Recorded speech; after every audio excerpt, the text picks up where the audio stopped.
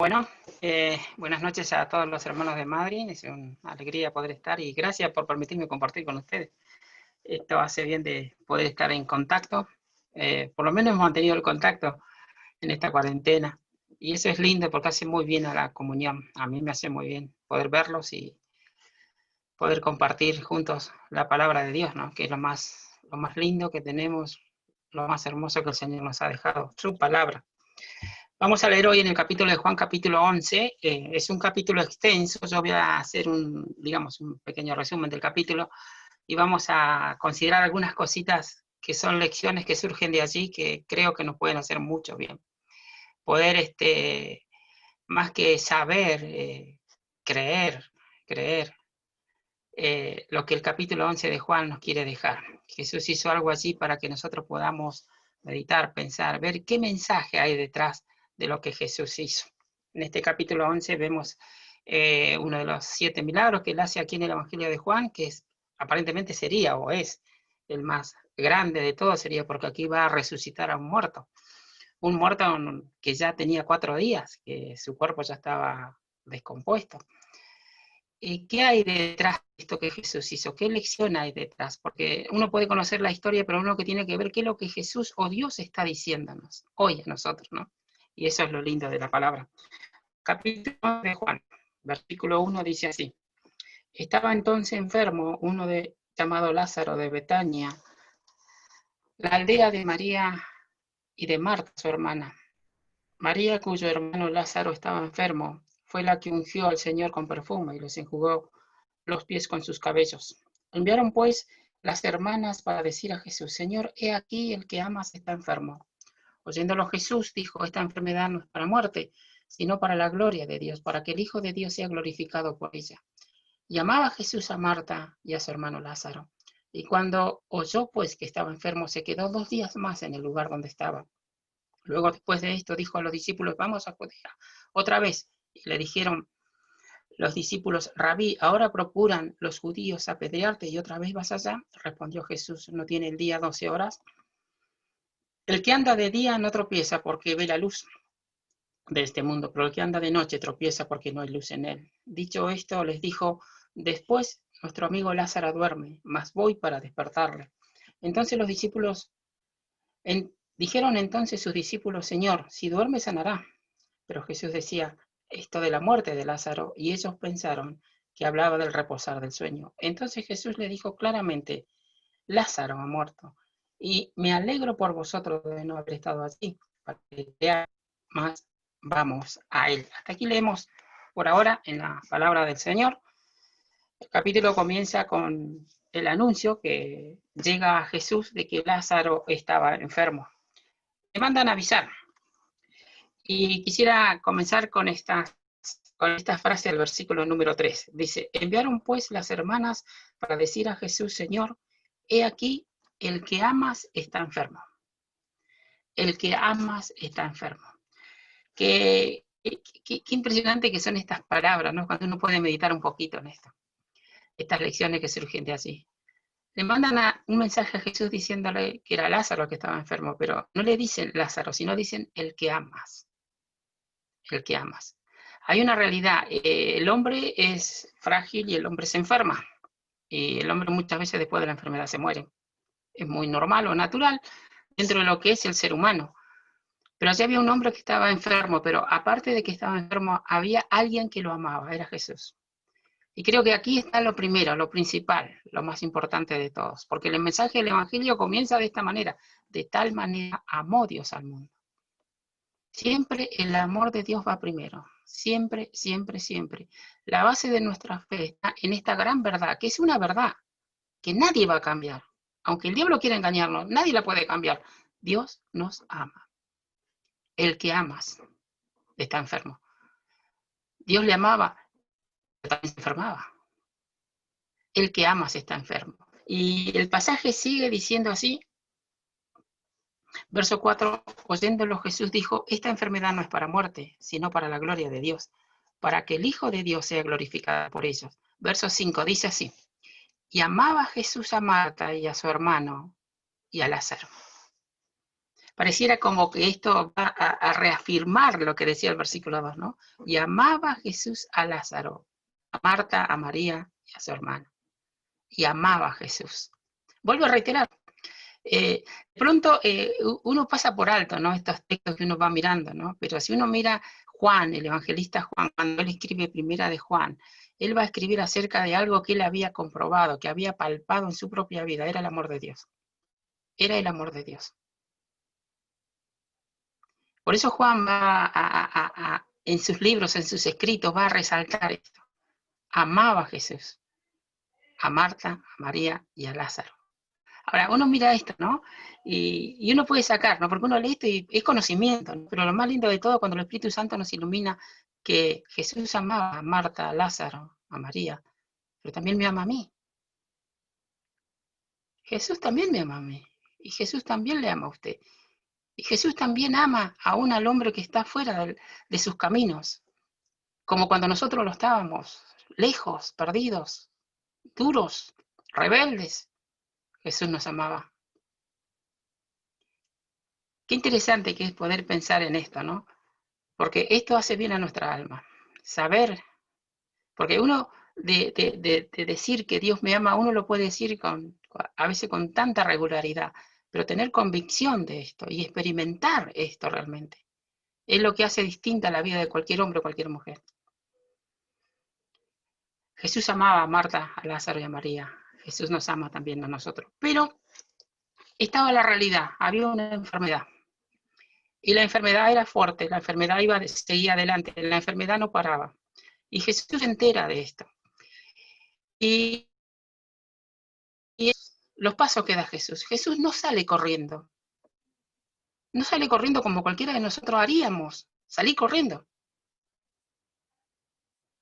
Pero no es que no le ama. No es que ¿por qué se quedó entonces si le amaba? Cualquiera puede hacer este argumento, ¿no?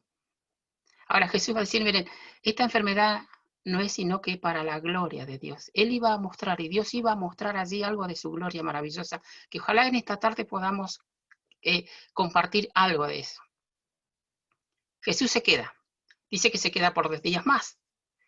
Y si uno sigue leyendo el pasaje, va a seguir adelante cuando Jesús le va a decir así directamente porque pasan los días y Lázaro muere. Entonces, dice el verso número 14, entonces Jesús le dijo claramente, Lázaro ha muerto. Porque ellos pensaban que dormía. Y Jesús le dice, no está dormido, Lázaro ha muerto. Lázaro está muerto.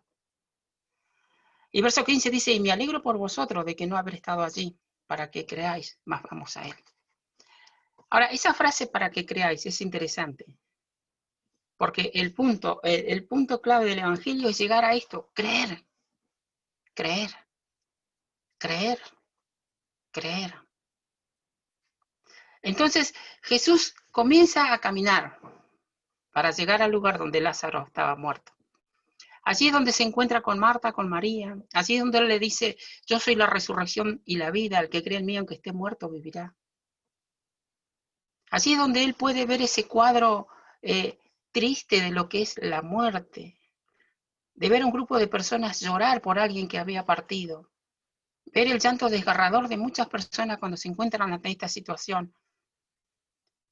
Porque cuando Cristo no está en el corazón, cuando no hay seguridad de vida eterna, cuando no hay convicción de haber sido salvado por el Señor, es aberrante, es desgarrador poder ver personas cuando tienen que enfrentar este momento. Bueno, en ese momento había muchas personas que allí lloraban. Y la Biblia muestra allí y va a decir algo interesante que Jesús va a hacer allí. Va a decir que Jesús lloró. Capítulo 11 del Evangelio de Juan, dice la Biblia así. Verso 33 dice, Jesús entonces al verla llorando y los judíos que la acompañaban también llorando, se estremeció en espíritu y se conmovió. Y le dijo, ¿dónde le pusiste? Le dijeron, Señor, ven y ve. Jesús lloró. Y así la Biblia va a registrar estas palabras, Jesús lloró. Son palabras realmente que es para pensar, ¿no? Porque allí está el Hijo de Dios, el Dios eterno que hizo los cielos y la tierra, el Dios eterno que nos creó a nosotros y que nos dio vida. Ahora es un hombre que está en medio de ellos y está palpando muy de cerca, está entendiendo lo que están sintiendo aquellas personas en medio de la muerte. Verso 33 dice, Jesús entonces al verla llorando y a los judíos que la acompañaban también llorando, se estremeció en espíritu y se conmovió. Jesús se conmovió. Se conmovió de tal manera como cualquier ser humano se puede conmover, porque él era humano como nosotros, 100% humano. Y si hay alguien que puede entender a alguien en una situación así es Jesús, porque él sintió, se conmovió de todo corazón. Ahora, en ese momento es que la Biblia dice que Jesús lloró. Ahora, los comentaristas y muchos comentaristas han dicho muchas cosas, ha dicho de esto, del tema de que Jesús lloró. Uno dice, ¿por qué llora si él sabía que lo iba a resucitar? ¿Por qué llora si él sabía que tenía soluciones? Es interesante pensar en esto, ¿no? Y sabe, uno piensa a veces en eso cuando uno puede ver desde el punto de vista humano. Y pensemos en esto, un papá y una mamá, ¿sí? Que tienen su bebé. Cuánta alegría cuando el bebé llega a la casa. Cuánta alegría, cuánto gozo. Cuántas esperanzas en ese niño que llegó, un hijo que tuvieron. Lo cierto es que la vida comienza a dar distintas vueltas y comienzan a crecer. Y de pronto ese bebé que creció termina siendo un drogadicto, una persona borracha, una persona totalmente perdida. ¿Qué siente ese papá y esa mamá al ver a un hijo así? ¿Qué siente? Bueno, uno cuando mira eso puede entender algo de eso. Puede compararlo, lo que sintió Dios, con ese ser que había creado del polvo de la tierra y que había transmitido su propio hálito de vida, que lo había creado a su imagen y semejanza, que un día se rebeló contra él y desobedeció su palabra y obedeció la voz de Satanás y pecó, y la muerte generó la separación. Y de pronto allí está el mismo Dios que había creado al hombre en el huerto del Edén, viendo las consecuencias de la desobediencia, las consecuencias del pecado. Y él era humano. ¿Y saben qué hizo? Lloró, lloró, lloró. ¿Cómo poder entender esto, no? Un Dios que llora. Un Dios que llora. Porque se estremece y se conmueve ante lo que son los resultantes del pecado. Porque la muerte es resultante del pecado. Y allí está Jesús, en ese lugar, en ese momento, en esa tumba. Y entonces ahora les invito a leer Juan capítulo 11, versículo número 38, dice, Jesús, profundamente conmovido otra vez.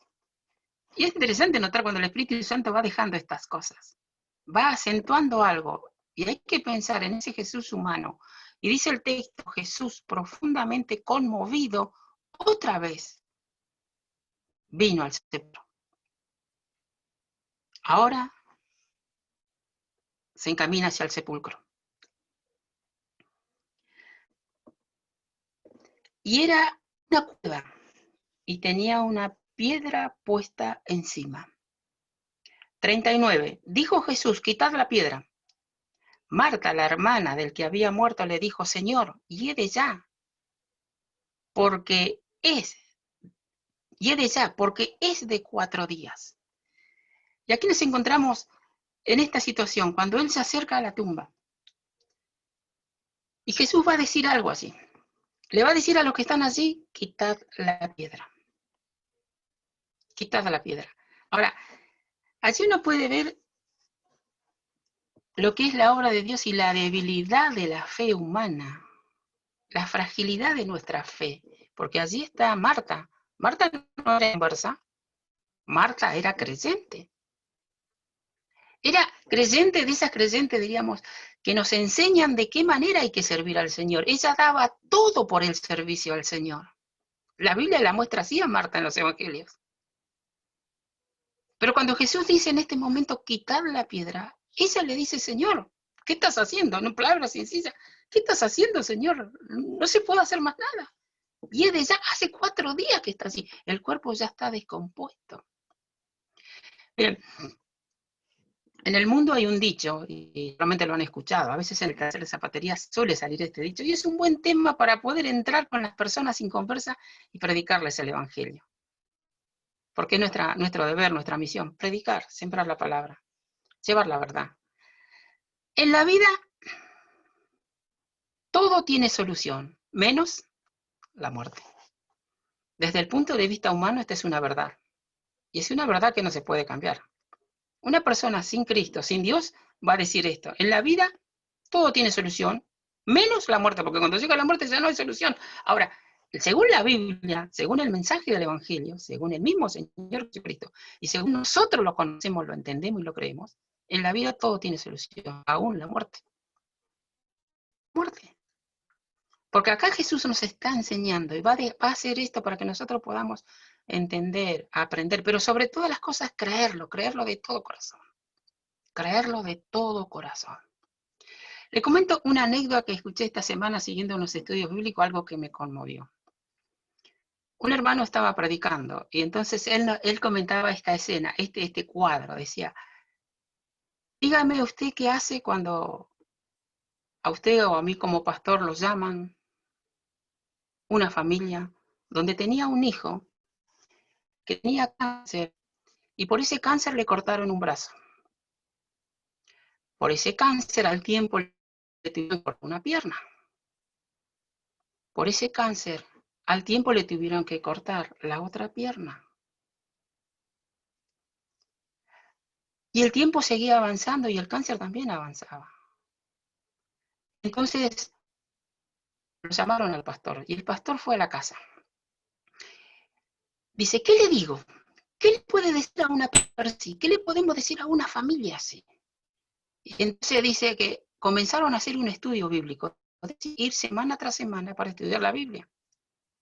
Cuando llegó la noticia de que había que cortar el único brazo que le quedaba, es decir, que el cuerpito solamente iba a quedar un tronco, ese día la mamá del chico lloraba y le contaba en la mesa al pastor de que le tenían que cortar el otro brazo. Y él dice, yo no sabía qué decirle, es más, ¿qué le puedo decir? Dice, pero ustedes saben que yo me quedé conmovido, dice, por lo que pasó. Yo no di la respuesta la dio el mismo niño. El mismo niño dio la respuesta. ¿Qué fue lo que pasó? En ese momento que la madre lloraba y que el padre estaba totalmente desilusionado, triste, desahuciado, dice que el niño con una sonrisa en los labios le dijo, pero mamá, ¿por qué llorás? Le dice. ¿No escuchaste lo que nos enseñó el pastor? Que cuando el Señor venga, nuestros cuerpos van a resucitar y vamos a tener brazos y vamos a tener pies y nadie nos va a perjudicar. Y entonces él reflexionaba, y era una reflexión, ¿no? ¿Esto es verdad? Claro que es verdad. Lo predicamos y claro que es verdad. Pero en ese momento alguien lo estaba creyendo de todo corazón. Y lo creía alguien que estaba pasando por esa situación. Entonces él dijo en términos futbolísticos, yo muchas cosas he aprendido cuando el predicador usa términos futbolísticos, de pronto uno que ha vivido tantos años en el fútbol, lleva el fútbol casi adentro, ¿no? Él dijo, qué interesante que es cuando el partido se juega en el patio del vecino, nosotros tenemos tantos textos para darle. ¿Y cuánto consuelo le podemos dar? Texto tras texto, ¿no? Ah, pero cuando el partido se juega en mi patio, es decir, cuando yo estoy pasando por eso. Qué difícil que se hace. Qué difícil que se hace. Pero tanto uno como otro. Allí si la fe es real, si la fe aparece, uno se da cuenta que la cosa es distinta. Y así estaba el Señor frente a la tumba. Y él dice, corran la piedra. Pero la hermana de Lázaro le decía, Señor, Señor, ¿qué le estaba diciendo la hermana de Lázaro? No se puede hacer nada, ya está, no se puede hacer nada. Pero allí estaba el autor de la vida. Allí estaba el Dios que creó los cielos y la tierra. Y allí el Señor iba a hacer algo que creo que es algo fantástico, maravilloso, pero más que nada, no tanto por lo que hizo, sino por el mensaje que dejó allí aquel día. Y entonces dice la Biblia, capítulo 11 del Evangelio de Juan, verso 39, Jesús le dijo, quitad la piedra. Marta, la hermana del que había muerto, le dijo, Señor, y es de ya, porque es de 4 días. Verso 40, Jesús le dijo, ¿no te he dicho que si crees, verás la gloria de Dios? ¿No te he dicho que si crees, verás la gloria de Dios? Ahora, yo no, por lo menos a mí me pasa esto. Hace más de 30, no sé cuántos años, 35 años, que 36, que conocí al Señor Jesucristo. 5 años leyendo Biblia todos los años, todos los días. ¿Cuánto uno puede acumular de conocimiento de la Biblia? Es increíble. Pero cuánta fe real uno puede acumular o crecer en esos años. Hay una gran diferencia entre el conocimiento de la Biblia y la fe genuina que trae la lectura de la palabra de Dios. Porque cuando uno cree, puede ver la gloria de Dios. Puede ver la gloria de Dios. ¿Y qué es la gloria de Dios? No es nada más ni nada menos que la manifestación de un Dios glorioso obrando más allá de lo que el ser humano entiende o puede ver. La gloria de Dios obrando algo sobrenatural. ¿No te he dicho que si crees, verás la gloria de Dios? Saber no me va a permitir ver la gloria de Dios. Creer, cuando la fe se hace real, cuando esa palabra se hace genuina en nuestro corazón, cuando el Espíritu Santo trabaja de tal manera que abre nuestro entendimiento y nuestros ojos espirituales para ver lo trascendente, lo que no vemos. ¿No te he dicho que si crees, verás la gloria de Dios? Ahora, estamos en un domingo y estamos para enseñar, para aprender la palabra, pero estamos para predicar para el Señor. Predicar el mensaje del Evangelio. Porque uno se asombra muchas veces cuando se está predicando la palabra de Dios y a veces uno cree que todos somos creyentes y muchas veces nos llevamos una gran sorpresa. Lo que Jesús hizo aquella noche, lo que Él mandó hacer, lo primero que vamos a ver en esta idea, en este pasaje, en ese lugar, ¿dónde estaba Lázaro? Lázaro estaba en una tumba, en una cueva, y Lázaro estaba muerto. Y podríamos decir que Lázaro estaba bien muerto. Ahora, Lázaro estaba allí en esa tumba donde la muerte reinaba. No había vida allí. Su corazón había dejado de latir, ya no respiraba. El cuerpo ya se había congelado. Yo no sé si han tenido la oportunidad. Cuando uno despide a un familiar y uno le da ese beso en la frente y uno palpa el frío de la muerte.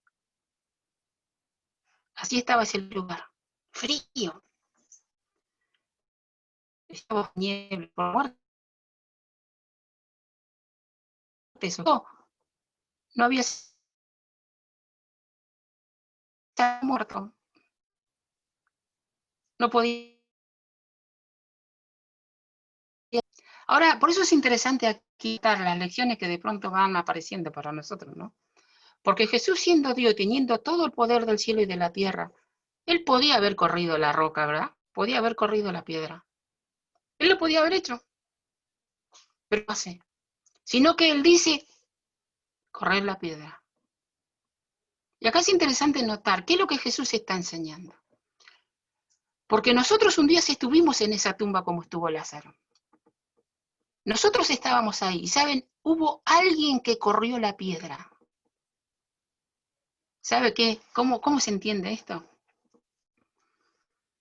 Alguien corrió la piedra para el que estaba dentro y estaba muerto, bien muerto, pudiera hacer algo, porque lo que Jesús va a hacer allí es hablar. No va a ser algo extraordinario como relámpagos, truenos o terremotos que él podría llegar a hacer. Simplemente lo que va a hacer allí es hablar. El punto está en que el que está muerto escuche la voz del Señor. Ahora, por supuesto podía escuchar la voz del Señor estando la piedra allí. Pero sí hay una gran lección para la iglesia y para cada uno de nosotros. Porque correr la piedra implica la tarea que como nosotros aquí en este mundo, el Señor nos deja. Y correr la piedra tiene que ver con los actos y las actitudes de nuestro testimonio ante las personas que están alrededor nuestro y que están muertas. Porque a veces mi propia vida, mi propio acto y mi propio testimonio va a hacer que esa persona que está muerta no quiera escuchar el Evangelio, ¿entiendes? No quiere escuchar la voz de Dios. En vez de abrir sus oídos, se cierra. Yo voy a contar una anécdota. Cuando yo conocí a Cristo, ¿no? Hace muchísimos años ya en Comodoro. Oh, la alegría que tenía. Qué felicidad, qué gozo. Llego al taller de zapatería donde trabajaba y, ¿sabes? Me di contra la pared, así, porque llego y le cuento al hombre, al español que trabajaba con él allí. le cuento que había recibido a Cristo, que Cristo me había perdonado, me había salvado. Me queda mirando con una cara que ni me imagino la cara que me puso. Y yo creo que nunca se había enojado tanto conmigo como se enojó ese día. ¿Y sabe lo que me dijo? Mira, a mí no me vengas con esas cosas. Yo crecí en la Guerra Civil Española, dice. Y yo vi cómo los curas denunciaban a los que no eran del partido de Franco, y los curas denunciaron a mi papá, y vinieron, y mi papá escapó a la montaña, y vinieron las milicias de Franco y pelaron a mi mamá, a mi hermana, o sea, le cortaron totalmente el cabello. Y él escondido debajo de un lugar, y el padre escondido en la caña para que lo maten. Es decir, que de los curas no quería saber nada. Cuando llega Comodoro Rivadavia, él estaba haciendo su casa, estaba construyendo, y llega un albañil que le habla y le dice que él era pastor evangélico. Lo cierto es que cuando termina la obra, el pastor evangélico le roba herramientas de la casa. Cuando yo llego y le hablo del Señor, no quería saber nada. Pero ustedes no saben lo que fue para mí, yo me quedé helado. Bueno, ¿qué hice? Pregunté a los ancianos de la iglesia, ¿qué debo hacer? Dice, vos no tenés que hacer nada. No tenés que hacer nada. Vos tenés que seguir a Cristo. ¿Saben qué pasó el tiempo? Pasó el tiempo. Algunos años pasaron. Bueno, uno no se da cuenta, ¿no? Pero él creo que notó algunos cambios en la vida, ¿no? Ya no llegaba borracho, ya no llegaba tarde, ya la policía no me iba a buscar a la zapatería para llevarme preso. Llegaba temprano, trabajaba. Y yo salía del trabajo 8:30 de la noche, y en la reunión de semana, el día jueves, teníamos la reunión de oración a las 8, a las 9. Y yo comencé a orar para poder ir a la reunión de oración, pero no podía. Entonces le digo a los ancianos de la iglesia que yo quería ir, pero no podía. Entonces le digo, si cuando yo le hablé del Evangelio me trató así, si ahora le digo salir 7:30, me echa, le decía. Y bueno, vamos a orar, me decía Daniel Capella, y oramos. Bueno, y yo le digo, ¿y ahora qué hacemos? Bueno, ahora tenés que pedirle permiso, nada más. Pero ¿en serio? Me dice. Hasta que me animé un día y le digo, si yo le dije, yo estoy yendo a la iglesia, a las 8 está la reunión de oración. Si yo salgo 7:20, 7:25:30, tomo el colectivo ahí, está en el centro. 8 menos 5 llegaba a la iglesia, kilómetro 5. Y yo digo, si es necesario, yo vengo antes, no sé, yo necesito, si usted me deja salir esa hora antes para poder ir a la reunión de oración. Entonces él agacha la cabeza, levanta los ojos y me mira y me dice, está bien, podés hacerlo. Y yo no lo podía creer, yo miraba y yo me recordaba aquella vez que le había hablado, porque yo le estaba diciendo que iba a ir a pedirle permiso para ir a una reunión. Y entonces cuando yo me doy vuelta, él me mira y me dice, espera, me dice. Y él me dijo así, me acuerdo de estas palabras, a ti la religión te hizo bien. A ti la religión te hizo bien. Por supuesto, él no sabía que no era una religión. Era Cristo que había cambiado mi vida. Quitad la piedra, quitad la piedra.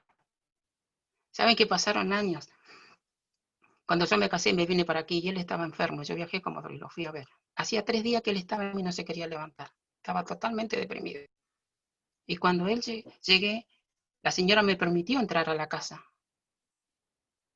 al dormitorio de él. Y en el dormitorio empezamos a conversar. Y charlamos horas. Recordamos todo ese tiempo de charlar de fútbol, hablábamos de fútbol un montón, hasta que se dio la posibilidad de poder hablar del Señor. Usted sabe que ese día, allí en esa cama, él comenzó a llorar. Y en ese día, allí, él entendió, porque él me dijo, así que para ir allá hay que pasar por él, por Cristo. Sí, don Alfonso le dijo, vamos a orar. Tiempo después falleció. Me quedaron muchas cosas en el corazón a mí de ese hombre, pero una de las cosas más grandes que me quedó fue esa, poder hablarle del Señor. Quitar la piedra, quitar la piedra. Esa piedra es la que tenemos que quitar, esa piedra que a veces nosotros mismos somos para que otros no escuchen. A veces mi hermano, la carne, mi vecino, mi compañero de trabajo no quiere escuchar porque tal vez yo he sido una piedra. Quitar la piedra, porque cuando uno quita la piedra, ahora puede escuchar la voz de Dios. No es que nosotros lo vamos a resucitar, no es que nosotros lo vamos a salvar, no es que nosotros lo vamos a perdonar, ahora le vamos a divertir. Tiene que escuchar la voz de Jesús. Y después que quitan la piedra, ¿qué es lo que ocurrió? Dice la Biblia así, capítulo 11 del Evangelio de Juan. Verso 43.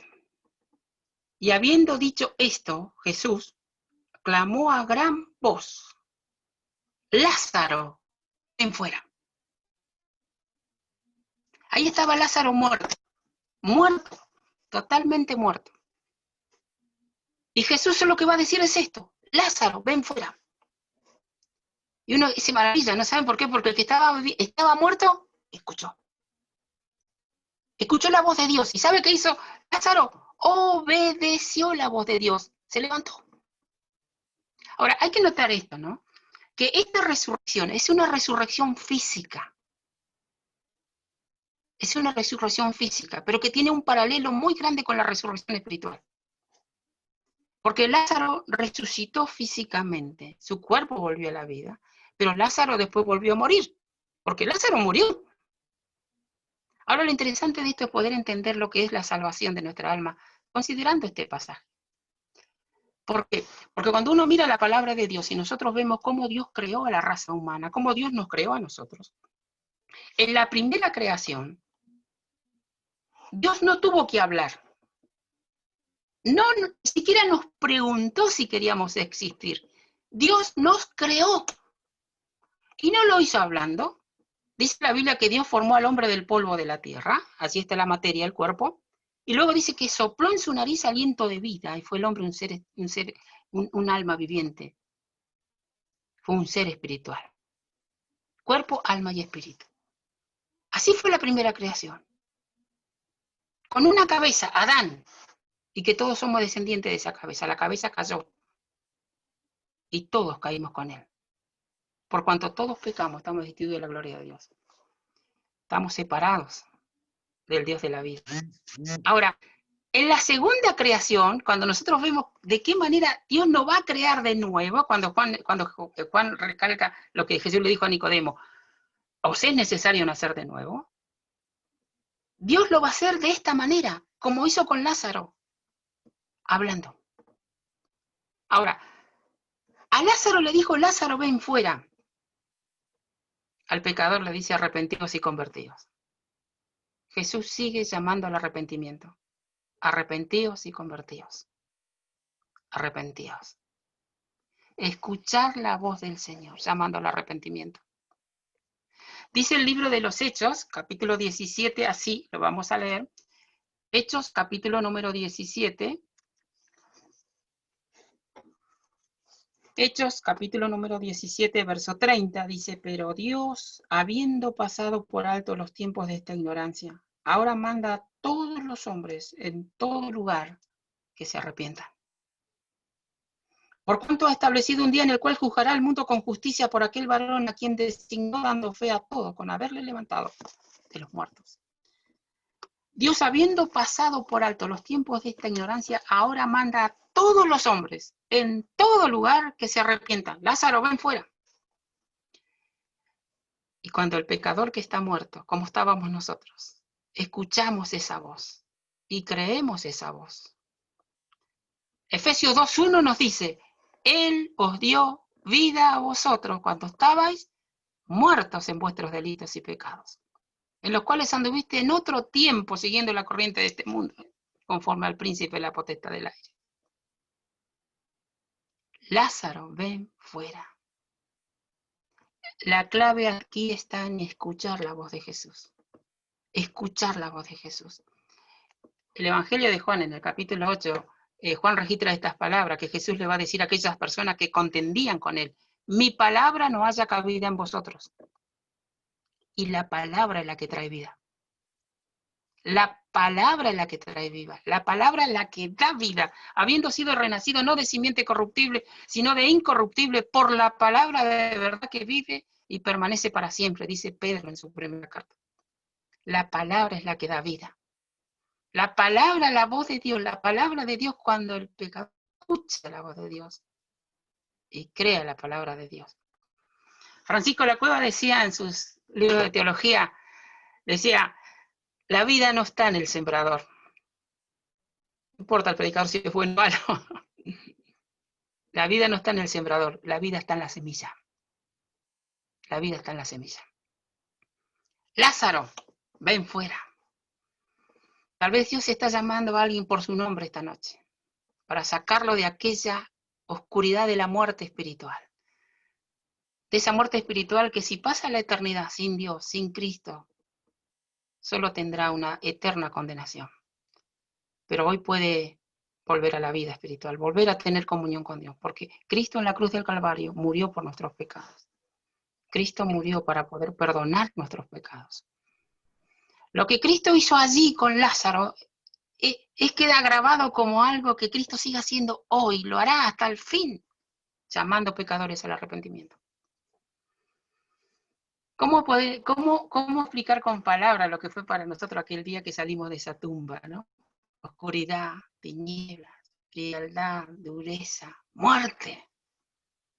De las tinieblas a la luz, de la muerte a la vida. Y por la gracia de Dios hoy estamos aquí. Y por la gracia de Dios hoy podemos proclamar este mensaje. Hay vida en Jesús, hay perdón en Jesús, hay salvación en Jesús. Lázaro, ven fuera. Tal vez el Señor está llamando esta noche. Tal vez el Señor está llamando. Y yo creo que es así, porque así es la palabra de Dios. Es viva y eficaz. Aquí dejamos, hermanos. Lo que sí quería decirles antes de cerrar, que 15 minutos antes de tomar la reunión, me llaman de Comodoro Rivadavia y me dan esta noticia. Mi hermana me avisa que mi hermano Carlos, que está allí en casa de mi mamá, que después que falleció mi mamá está una hermana mía y un hermano varón, se descompuso, lo llevaron al hospital y le avisaron por teléfono de que se había contagiado de coronavirus. Mi hermano se llama Carlos, mi otro hermano que no vive en casa lo había llevado y que le dijeron que no lo iban a llevar en ningún auto, lo iban a llevar una ambulancia a la casa y que tenían que hacer cuarentena 14 días allí, él y mi hermana que vive allí. Mi hermana habló conmigo por teléfono, me dijo que ella está bien, se siente bien, ella es creyente, ella es del Señor, está confiada, dice, yo sé a quién he creído, como dice el apóstol Pablo, pero mi hermano Carlos no es del Señor. Así que si hay algo que le pediría a mis hermanos de Puerto Madryn hoy, que nos acompañen en oración por mi hermano Carlos y mi hermana María, que tendrá que hacer la cuarentena allí en la ciudad de Comodoro Rivadavia. Así que, hermanos, como hermanos en Cristo, les agradezco que nos puedan acompañar en oración. Muchas gracias.